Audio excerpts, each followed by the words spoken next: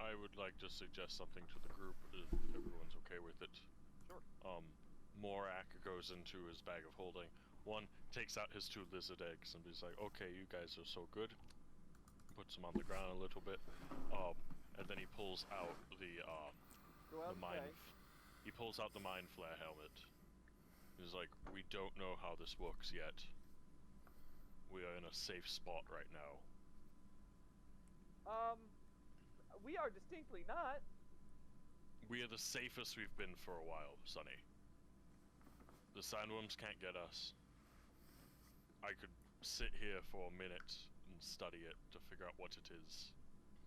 All we know is that the sandworms can't currently get us, or they're not currently getting us. That does not, I think, particularly make us safe.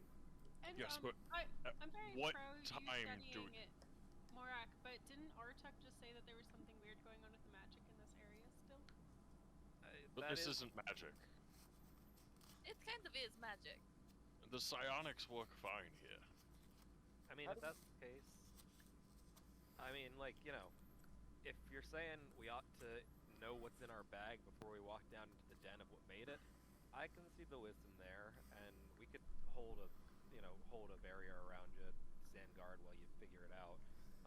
If anything goes to shit, is there anything you'd want us to do? Just yank it off of me. Sure. Alright. I'm willing. Well, let's test this. Your funeral. I think it might be all of our funerals, but let's go. It looks to Byron and like, this should be as close to unanimous as we can do right now if we're gonna do this. He comes in and goes, I have to go back to treating Lydia's concussion. I mean, Rose is here with her family, so I need to take apart these things. I mean, goodbye. So he's for it. He's for it, is what we're going to just decide the vote is. Huge vote of confidence from Byron. David, as he goes to start with the helmet, I'm going to ready and try to figure out exactly what I need to do with the collar that kills magic shit that I took from the bottom head. We have that. That isn't how that item works. Okay, wait. It wasn't how it didn't kill magic stuff. That was a different thing. Oh no, that was the head spike. I'm Yeah, wrong. So if you'd like to ready a head spike. No, I would have known, and I don't have the head spike. I have the head spike. I ready the head spike. Okay. Just in case. I have the collar, and that's useless, so we're good. Okay. Ode will get out Wait, the, Brenda, we can't hear you. Shit. Oh. Thank you, Eric. I appreciate that. Magic just straight up doesn't work here? No, it works. It's just funky. It can cause ill effects. Consequences. I want to try to cast something on Artuk. Go ahead. Artuk, I would like to test something really quick. Like In I case said, he we're goes here. bad, I would like you to be able to go have a very quick reaction time. So I'm going to just, she pulls out like a little coin, flips it, and then pushes the coin up against your forehead. And I'm going to attempt to cast Gift of Alacrity. Okay. Roll a d20 for me real quick. She asked you to Yes, lift sir. her up a little bit. I ask him to bend 18. Okay. As you do, can you describe how Gift of Alacrity works?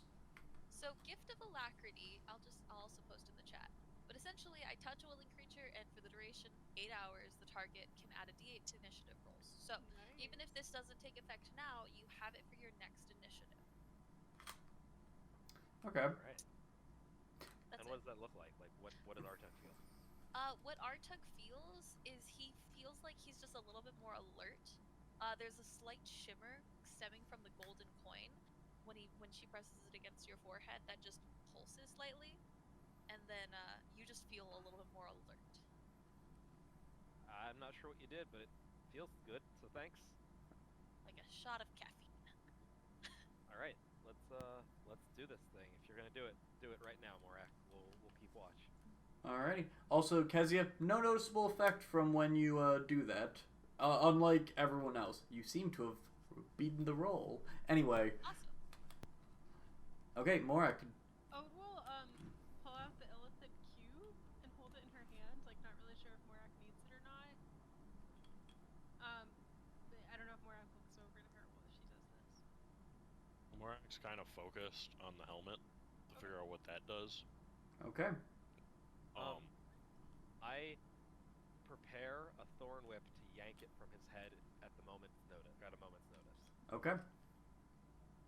Well, Morak's going to like find a relatively dusty part of the cobblestone, and like with his foot, kind of draw like a like not really runic circle. I would describe it more as like a meditation circle, like an orcish meditation circle type thing. Just some. It's not casting anything or anything, but it's just like symbols. And he sits in the middle of it, and he puts on the helmet, and his intention is to figure out what the hell it does. Morak, immediately as you put it on, you just feel that persistent, that kind of creepy, like, whisper sound that you've heard before. It's just immediately resume. Go ahead and you're just trying to decipher what this does. Yeah. I want you to burn a psi point for me real quick. Okay. And then make an intelligence saving throw. Intelligence check. It's the same because I don't have proficiency. Okay. Okay, as you do that, you just allow all the outside distractions to pass away, and you focus your mind on this. And the world almost darkens around you as you're just kind of like suspended in space. As you immediately feel whatever it is that this helmet is comprised of, and whatever kind of magic, psionics, whatever it may be that it is that it channels and focuses, you feel it kind of come into a very clear focus. And you see just suspended around you, you don't see any of the rest of the party. And you see, like, almost this, like, wireframe version of the world around you. You see, like, buildings and, like, the very basic outlines of the materials outlined in, like, a black and white contrast. Except, you see, on top of that, just this persistent kind of purplish energy coming from the entrance of whatever it is that this entrance leads into. And you see the cube in perfect detail, as if put through basically a black and white filter, but in perfect clarity to contrast against the rest of this kind of dreamscape. And just the very, like, hints of, like, that it is being held. Like, you see a very faint impression of, like, Ode's hand and, like, there for just a moment, but not the rest of Ode. It's kind of just suspended in space. But you immediately just feel this inherent connection to the cube specifically, and just a wider appreciation and acting as a focus for whatever the psionic energy and the psionic field that just seems persistent. Morak's going to, like, he's kind of sitting there in a meditation state. He's kind of gonna try to, like, hit the ground, and, like, just with his hand, and just see, like, can he, like, he can tell that everything's, like, kind of wireframe, so his vision is very muted. His senses, are the rest of his senses muted? Not fully. Hearing is, yes, but, like, it's kind of the amount of focus you put into it. Your smelling is so great right It's so good. I'm gonna try to daredevil this crap. Okay. Yeah. To see if, like, hitting the ground makes me feel the vibrations, and I can see. I'm trying to see my friends. Yeah, yes, actually, exactly that, yes. I wasn't thinking of Daredevil, I was thinking of a very particular episode of Samurai Jack, but as you hit it, there's this almost, like, vibration outward from where you hit it, and it's kind of a bit of an echolocation type deal, but it's not quite that precise of painting it, so much as when you hit it, it kind of echoes out, and you see this kind of, like, purplish energy, like, fade out from it very briefly, and, like, coat what you understand to be basically Artuk's leg for just, like, this fleeting second. And the more that you focus in on this kind of different state, the less aware you become. You don't feel, like, trapped within it, but, like, the more you focus on your sense of smell or your hearing back of what the party's saying, what the smell is, the ground itself, you see, like, almost the wireframe, like, diminish as it kind of fades back into reality the more focus you try to basically dissociate back into reality. So yeah, I'm gonna try to stand up. Okay.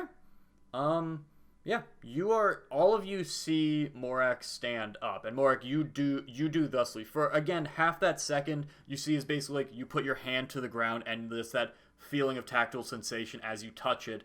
It kind of this dreamscape diminishes around you, and as you stand up, but again it fades. You all see Morak stand up though? You good, man? You in control? Do I hear him? Are you trying to? Yes. Then yes. I think so. What you got? What's it doing? I tried to. This is Morak, so he's very analytical. So he tries to just describe how he's reacting to the world, to the party.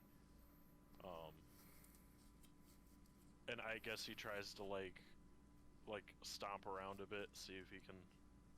I think if he focuses hard enough, he can diminish that psionic noise that he's been hearing. I feel like this has been months since he's been able to turn that down, so I think he's trying to figure out if he can focus again without the noise. Wait, I thought David said the noise intensified. It did when he put it on initially. Yeah, it's like it got louder, and now that he's been focusing and trying to hear everything, he's been able to like turn it off, I guess. I don't know. It diminishes. It's never gone. It's still there, but it's almost kind of like, not quite tinnitus, but as it kind of fades into the background, there are times where you are more or less aware of it. It is never gone, though. Yeah. Well, I've been playing it like that noise has been tinnitus for him since he first hooked up to the computer. I know I haven't really talked about it, but saying my character has tinnitus isn't really a cool thing to do. What do you mean? I get Morak is actively trying to figure out his senses keep going in and out with this helmet on. I think he's just gonna try to like move around in place a little bit, try to like. The more time you spend wearing it, and the more you feel in control, and it's less like this helmet is forcing you. It's not like it's forcing you to be aware of this kind of field so much as it has heightened your awareness of this field such that it's kind of like, imagine like you were deaf and your hearing was just restored. Suddenly all noise is so overwhelming because you are suddenly aware of it. And the more time that you're able to hear and the more time that is spent, that effect of just overwhelming begins to diminish. It's not that this is like you don't have control of it, it's just new. So if you were to take the helmet off, it would be gone. But while you have the helmet on, it is kind of amplifying your awareness of this to such an extent that it is kind of hard to focus on both it and standard reality. Hey, excuse me, I can't talk. Does this look funny to you? And I'm going to, in Kezia's head, say, I'm just trying this to see if you can see it. I'm going to try to psionically communicate. Does it ping anything? As he does that, you see like this basically like this kind of energy field travel from Artuk to Kezia and kind of like fade as it goes, since it's not like a sustained connection type deal. It's like sending a message, so it's like, and then it is gone. Yeah. I can see some like energy go from. Wait, Kezia. I'm also an idiot. I forgot. You can see Sunny. Yeah, you can see fucking Sunny. You can see him lit up like a Christmas tree. I don't know how that one escaped me. That one is a bit obvious. So the things I can see clear as day is Sunny and the cube. If That's the name of my band. If I can, Sunny and the cube is a really good band name. If I focus enough, can I? Like you're saying, like if I focus enough, I can start bringing the senses back, right? Yes. But it's just taking a lot. Am I able to focus enough to get my sight back for everybody? Or is it still like black and white like a dog? do you try to bring your kind of standard? Then it's a little harder. It takes like a little bit of time, like probably like 15-20 seconds, but in focusing on it, you are eventually able to kind of return to normal and just kind of see it as it is. There's still like at the very edge of your vision, kind of like if you're wearing sunglasses and like at the very edge you can see the part that isn't totally covered by it. Like you can see it kind of like creeping in on that while you're wearing the helmet, but you can still see for the most part back to normal standard reality. Do I think I could get it so that I can wear this helmet and get back to normal reality? You are still wearing the helmet. To be honest, for this, to put a mechanic to it, this would be your psionic focus. And the more you wear it, and the more you get acclimated to using it, the more you feel like you would easily be able to kind of like switch between the two. It'll take time because, again, it's amplifying your awareness to such an extent, but like you feel like you could keep it at bay for the most part right now if you wanted to just exist in reality. Is there like a barrel around me? Yeah, there's one that was filled with the old pickles. You see a Kezia imprint on it. Okay. Morak's going to... First of all, I'm going to look at Artuk. And I'm just going to try to think and communicate with him telepathically. Go ahead and make an intelligence check. 13. Artuk, it's a little weird. You kind of just feel this dull pressure, not a full migraine, but as if a headache is very suddenly setting in, and the feeling fades. Like, you definitely feel like just, ow, for just a moment. Probably don't mention it. Why would I? And Morak, you see this kind of field like, hold on, are you looking in? You see this field kind of, once again, similar to what Artuk did to Kezia a moment ago, go to him, but he doesn't seem to respond to it. Okay. I'm going to then look at a barrel and try to strength mine it and, like, blast it away from me. Spend that key, or that side point, baby. And done. How did Eric just trick David into giving him a second subclass? Because, you want to know how, Mary? Because he has to deal with the reckoning from doing this. It's because of the shield. Oh, it's ready? It's not an apology. This is what the shield was meant to be. This is the all around what the shield was gonna be. Hell yeah.